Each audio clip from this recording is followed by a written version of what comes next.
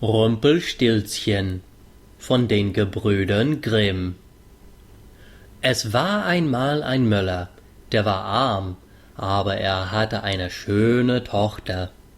Nun traf es sich, dass er mit dem König zu sprechen kam, und um sich ein Ansehen zu geben, sagte er zu ihm: »Ich habe eine Tochter, die kann Stroh zu Gold spinnen.« Der König sprach zum Müller: »Das ist eine Kunst, die mir wohl gefällt.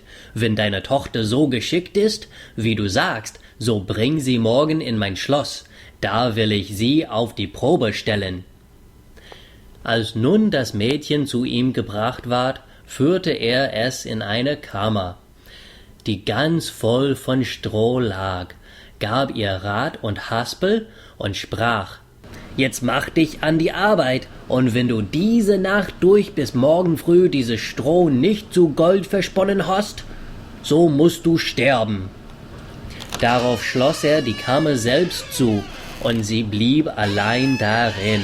Da saß nun die arme Müllerstochter und wusste um ihr Leben keinen Rat.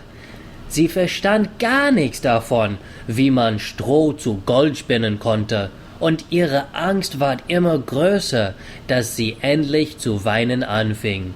Da ging auf einmal die Türe auf, und es trat ein kleines Männchen herein und sprach: »Guten Abend, Jungfer Müllerin. Warum weint sie so sehr?« »Ach«, antwortete das Mädchen, »ich soll Stroh zu Gold spinnen und verstehe das nicht«, sprach das Männchen. »Was gibst du mir, wenn ich dir spinne?« »Meine Halsband«, sagte das Mädchen. Das Männchen nahm das Halsband, setzte sich vor das Rädchen und Schnur, Schnur, Schnur, dreimal gezogen, war die Spulle voll. Nun steckte es eine andere auf und Schnur, Schnur, Schnur, dreimal gezogen, war auch die zweite voll. Und so ging's fort bis zum Morgen. Da war alles Stroh versponnen und alle Spulen waren voll Gold. Bei Sonnenaufgang kam schon der König, und als er das Gold erblickte, erstaunte er und freute sich. Aber sein Herz ward noch goldgieriger. Er ließ die Müllerstochter in eine andere Kammer voll Stroh bringen, die noch viel größer war, und befahl ihr, das auch in einer Nacht zu spinnen, wenn ihr das Leben lieb wäre. Das Mädchen wusste sich nicht zu helfen und weinte. Da ging abermals die Türe auf, und das kleine Männchen erschien und sprach: »Was gibst du mir, wenn ich dir das Stroh zu Gold spinne?« »Meinen Ring von dem Finger«, antwortete das Mädchen. Das Männchen nahm den Ring, fing wieder an zu schnüren mit dem Rade und hatte bis zum Morgen alles Stroh zu glänzendem Gold gesponnen. Der König freute sich über die Maßen bei dem Anblick, war aber noch immer nicht des Goldes satt, sondern ließ die Müllerstochter in eine noch größere Kammer voll Stroh bringen und sprach: »Die musst du noch in dieser Nacht verspinnen, gelingt dir's aber, so sollst du meine Gemahlin werden.« »Wenn's auch eine Müllerstochter ist«, dachte er, »eine reichere Frau finde ich in der ganzen Welt nicht.« Als das Mädchen allein war, kam das Männlein zum dritten Mal wieder und sprach: »Was gibst du mir, wenn ich dir noch dieses Mal das Stroh spinne?« »Ich habe nichts mehr, das ich geben könnte«, antwortete das Mädchen. »So versprich mir, wenn du Königin wirst, dein erstes Kind.« »Wer weiß, wie das noch geht«, dachte die Müllerstochter und wusste sich auch in der Not nicht anders zu helfen. Sie versprach also dem Männchen, was es verlangte, und das Männchen spann dafür noch einmal das Stroh zu Gold. Und als am Morgen der König kam und alles fand, wie er gewünscht hatte, so hielt er Hochzeit mit ihr, und die schöne Müllerstochter ward eine Königin. Über ein Jahr brachte sie ein schönes Kind zur Welt und dachte gar nicht mehr an das Männchen.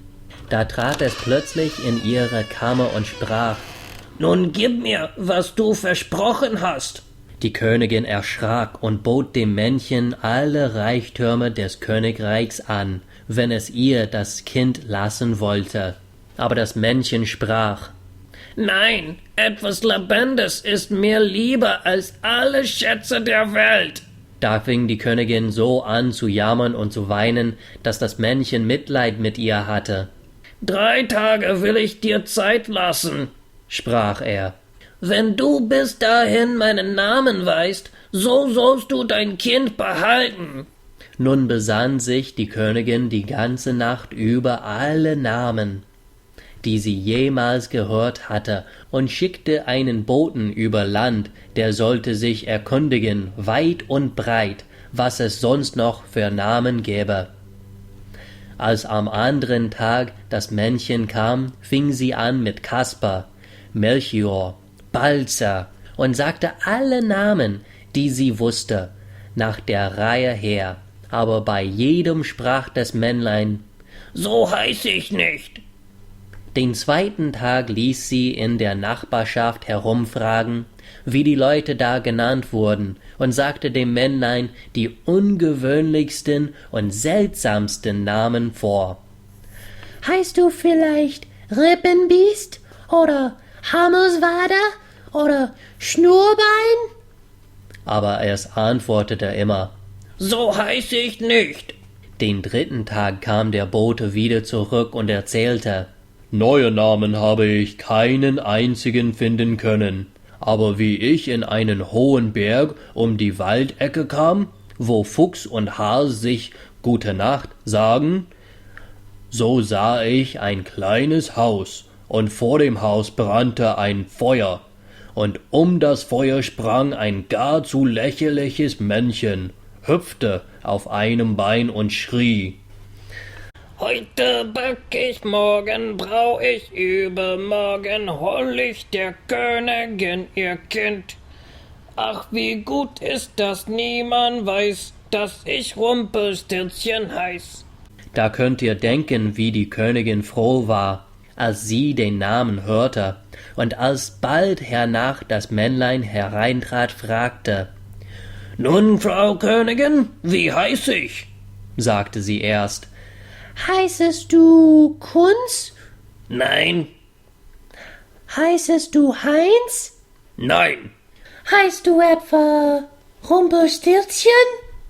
das hat dir der Teufel gesagt. Das hat dir der Teufel gesagt. Schrie das Männlein und stieß mit dem rechten Fuß vor Zorn so tief in die Erde, dass es bis an den Leib hineinfuhr. Dann packte es in seiner Wut den linken Fuß mit beiden Händen und riss sich selbst mitten in zwei. Das Ende. Man, them Grimm brothers had a messed up view of the world. Ladies, if you're gonna marry a guy, make sure that he's not the kind of guy who's gonna lock you into a room based on some lie your dad told him about you being able to have magical powers. Come on. Anyway, if he's gonna be like that, he's probably an abusive person, and you really shouldn't be going into that room to begin with, let alone trying to marry the guy, and then you had his kid. And all the while you're making deals with some little man that you've never heard of who obviously has magical powers, and here you're thinking, oh yeah, this is a great idea. Anyway, well, those Grimm brothers have a lot of messed up stories. This one's only the first one in my series that I'm doing. In 3 more weeks we'll have another one of these, and next week we have a Song of the Week, and the following week we will have a review of a German resource that you can find online. If you have any suggestions on what you think I should do for my next one, go ahead and leave a comment down below. Thanks for watching. Bye!